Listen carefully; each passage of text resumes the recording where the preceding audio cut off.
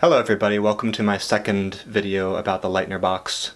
So in the first video I introduced the Leitner box, told you what it is, what you need to set it up, how you can use it, and I showed you what mine is looking like. And in this video I want to give you some specific suggestions, tips, tricks, ideas for how to use your own Leitner box more effectively. So the first thing is, I would say, you should shuffle the cards in each file from time to time. As you can see, some of the files are kind of getting pretty big. And you know, after you've done a file, you might want to shuffle it up either before you do it or after. And the reason I suggest this is because I found when I was doing my box that sometimes when I pull out files, I can kind of like recall the order of the cards in a way the order of the cards is kind of jogging my memory. And I didn't think that was really a good thing, because in daily life, obviously, words aren't going to always come at you in a specific order. So you kind of want to take away that effect by shuffling up the cards from time to time so that you see them in different orders. Okay, that's the first one. Second tip. When you are doing this Leitner box by yourself, you kind of got to be your own judge. And you got to decide if you got that card right in a fast time. If you are struggling for more than, I don't know, let's say 5 seconds or so, and then you do get it right in the end, should that count as getting it right? Should you move it up a level? I don't really think so. I think to get a card right, you need to be able to identify it almost immediately, like within 2 seconds, let's say. Well, at least that's the standard I'm using for myself, is I want immediate recognition. So my second tip to you is try to judge yourself and your reactions as objectively as you can and establish a criteria for what's going to be right and what's going to be wrong, and stick to it. Okay, the third tip is, if you have a big file and you don't have a lot of time, or you're feeling a little bit stressed out by that, just split it in half and do half in the morning and half in the night, or half in the afternoon and half at the night. And this kind of goes along with setting up a routine. Right now I'm doing my files when I wake up in the morning. So I wake up in the morning and I do them before I even have breakfast. It's one of the first things that I do. So setting up that routine will be really helpful for you for keeping up with this box over time. So set up a routine, and then if you do have a big file on any particular day, consider just splitting it up.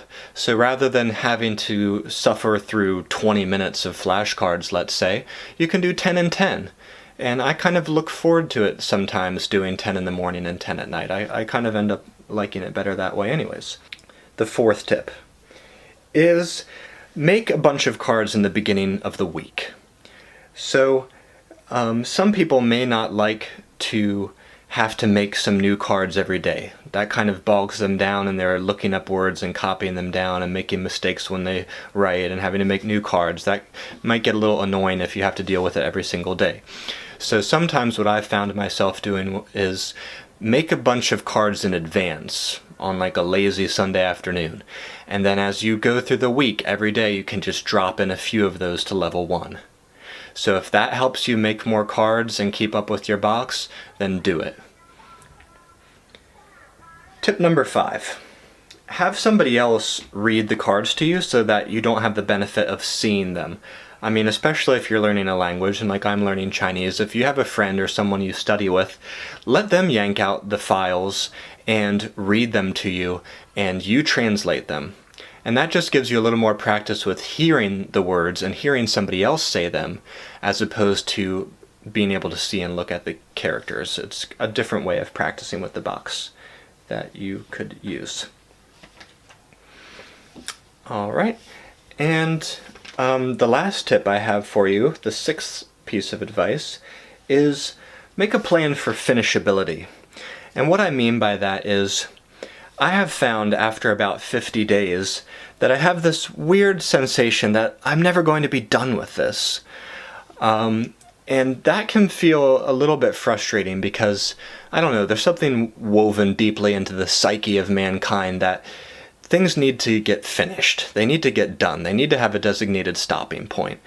And if you're always adding new words every single day, it feels like you haven't achieved anything. You don't have that feeling of elation that you actually accomplished a goal and got something finished.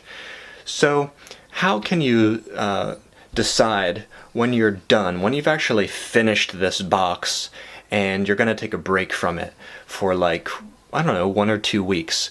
I think that would be great. Even, athletes or people who do calisthenics and workouts, after a couple months of intense efforts, they take a week or 2 off. So I think we should do the same thing here, and you should decide how you're going to determine when you've finished the box, quote unquote, and stop using it for a week or 2. The last thing I want to mention, this is something I almost forgot to say, I didn't write it down, is that there are apps for this. So I prefer the hands-on route. I like to unplug when I study from, all the screens and electronics. But some people don't like this way.